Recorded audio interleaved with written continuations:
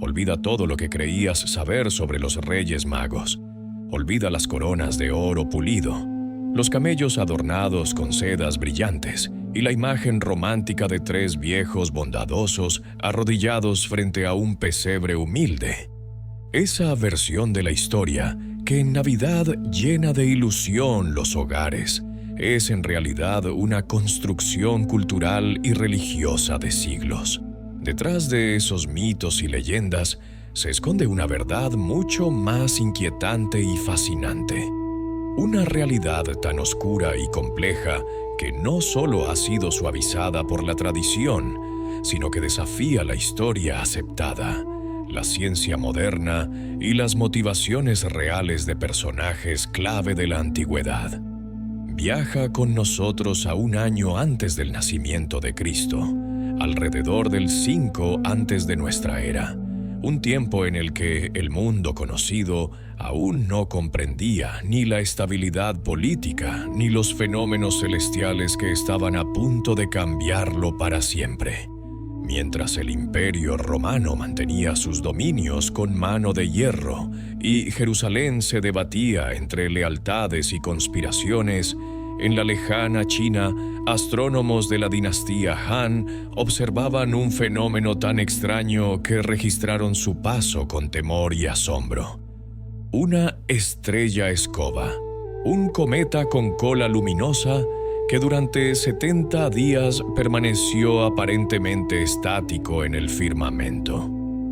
En ese mismo momento, en los dominios del Imperio Parto, un grupo de hombres comenzó un viaje peligroso rumbo a Judea. No eran reyes, ni eran tres. Y como veremos, probablemente nada de lo que te han contado sobre ellos es cierto. Hoy vamos a desmantelar 2000 años de relatos inventados y adaptar la verdad a lo que realmente dicen los archivos históricos, los avances científicos más recientes y las sorprendentes interpretaciones astronómicas. Prepárate para descubrir quiénes fueron realmente los magos de Oriente, por qué viajaron, qué buscaban y por qué su llegada desató una crisis capaz de poner al mismísimo Herodes el Grande al borde del colapso. El historiador digital presenta la verdadera historia de los Reyes Magos. Primer punto para aclarar: ¿de dónde salió la idea de que eran tres magos? Si revisamos el Evangelio según Mateo, el único texto bíblico que menciona a estos personajes, nunca se dice que fueran tres, ni que fueran reyes. Solo se refiere a unos magos o sabios del Oriente, sin especificar cuántos. La tradición católica y popular tomó la cantidad de tres porque se mencionan tres regalos: oro, incienso y mirra. Pero según estudios arqueológicos y paleocristianos, las representaciones más antiguas muestran números diferentes. En las catacumbas romanas existen pinturas con solo 2 figuras, y en tradiciones orientales se habla de hasta 12 sabios. Ahora bien, tampoco eran reyes. La palabra griega con la que se les designa es magoi, no en el sentido mágico moderno, sino como el nombre colectivo de los sacerdotes astrónomos y filósofos religiosos persas y medos. Estos magos eran científicos, astrónomos y consejeros políticos, especialistas en interpretar los cielos y expertos en cuestiones de poder. En las cortes de los imperios de Oriente, ellos tenían la autoridad para legitimar a un nuevo gobernante. Heródoto, el historiador griego, dedicó capítulos enteros a explicar la influencia y la función política de los magos en el mundo persa.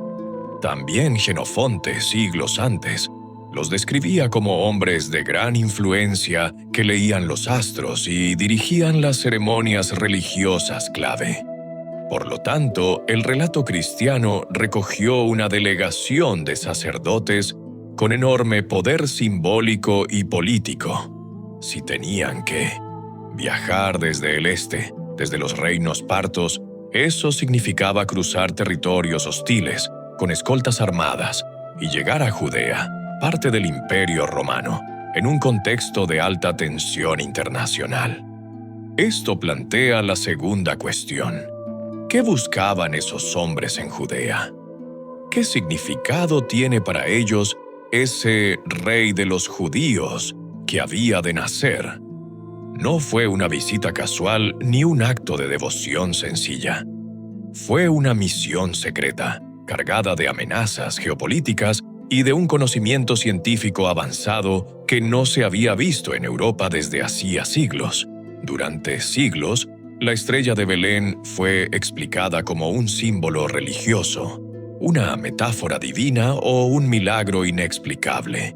Pero la ciencia moderna, a través del análisis de registros históricos y simulaciones astronómicas avanzadas, ha dado un giro decisivo a la hipótesis que estaba en la sombra. Registros chinos de la dinastía Han, datados alrededor del año 5 a.C., hablan con precisión de la aparición de un cometa brillante, al que denominaron Pojxing o estrella escoba, por la cola luminosa que parecía de barrido. Los astrónomos chinos eran sistemáticos y rigurosos. No buscaban segundas interpretaciones ni relatos místicos. Su trabajo consistía en documentar con rigor y en tiempo real cualquier fenómeno celeste que pudiera afectar al imperio o predecir cambios en el poder. Lo que resulta especialmente fascinante es que ese cometa no se movió como cualquier astro en el cielo. Según los textos chinos, permaneció visible durante 70 días, algo inusual para un cometa, que normalmente se desplaza rápido por el cielo. El Evangelio de Mateo introduce un detalle desconcertante para la astronomía. Habla de una estrella que iba delante de ellos y que luego simplemente se detuvo. ¿Cómo podría un cuerpo celeste estar fijo? La respuesta yace en una compleja combinación entre el movimiento orbital del cometa, la posición geográfica del observador y el conocimiento matemático. Según el astrónomo actual Mark Matney y otros expertos, esa aparente inmovilidad podría explicarse por un fenómeno llamado órbita geosincrónica aparente.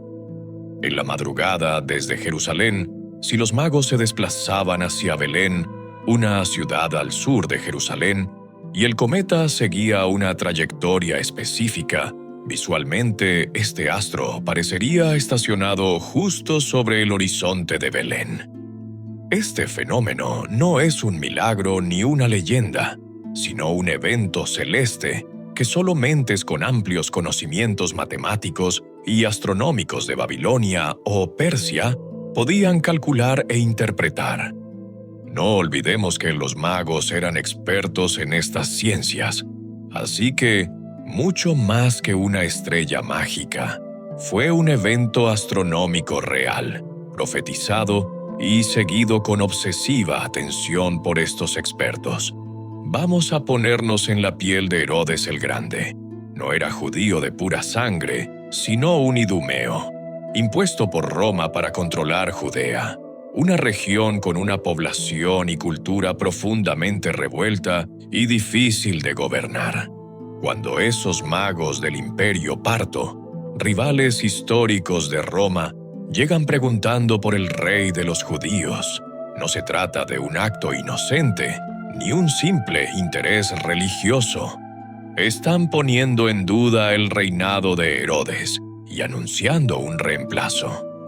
En Persia, los magos tenían el poder de legitimar o nombrar a los gobernantes. Nadie ascendía al trono sin la bendición de esta poderosa casta sacerdotal. Herodes, paranoico y temeroso, sabe que estos visitantes representan una amenaza directa a su autoridad. No tiene miedo del niño per se, sino del poder político y la legitimidad que el grupo puede conferir. En ese momento, Jerusalén está al borde de una revuelta respaldada por los partos. No se trata de un bebé indefenso, sino de un símbolo potente que puede desencadenar movimientos políticos de gran escala.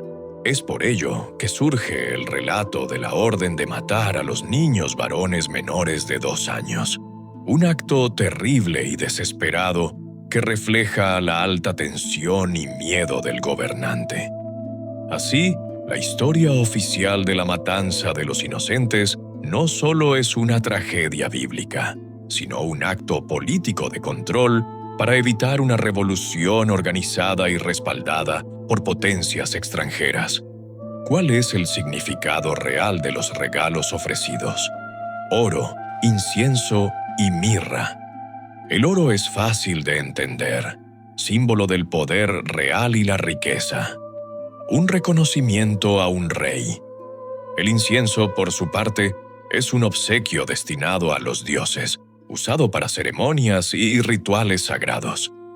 Indica que esta figura es también un ser de naturaleza divina o sagrada.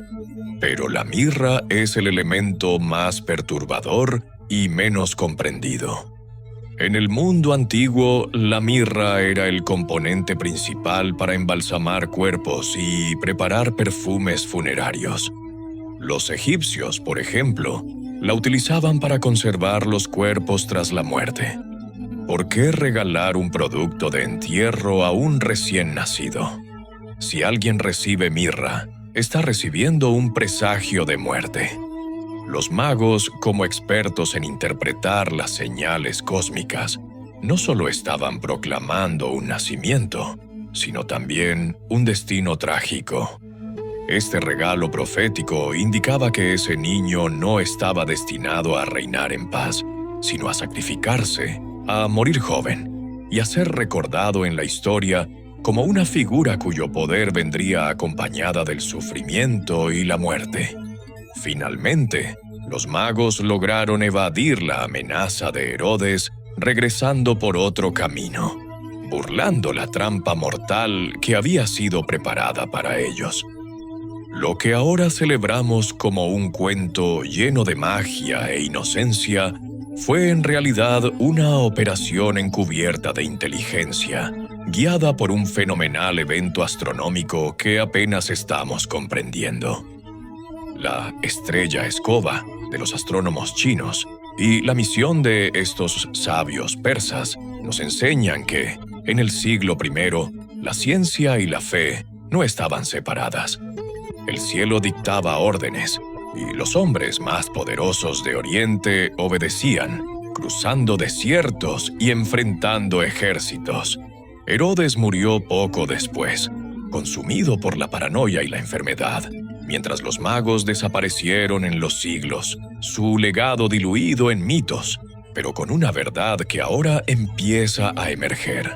¿Fue la estrella un cometa, una rara conjunción planetaria o algo que la física todavía no puede explicar? Si Herodes fue el verdugo, estos sabios fueron los únicos que supieron cómo burlarlo. ¿Crees que la ciencia ya explicó a Dios? ¿O hay algo en esa estrella escoba que permanece oculto en el firmamento? Gracias por acompañarnos en este viaje en el tiempo. Si te interesan más relatos históricos con el prisma científico que nos caracteriza, suscríbete a El Historiador Digital, danos tu like y activa la campanita de notificaciones. Nos vemos en el siguiente video.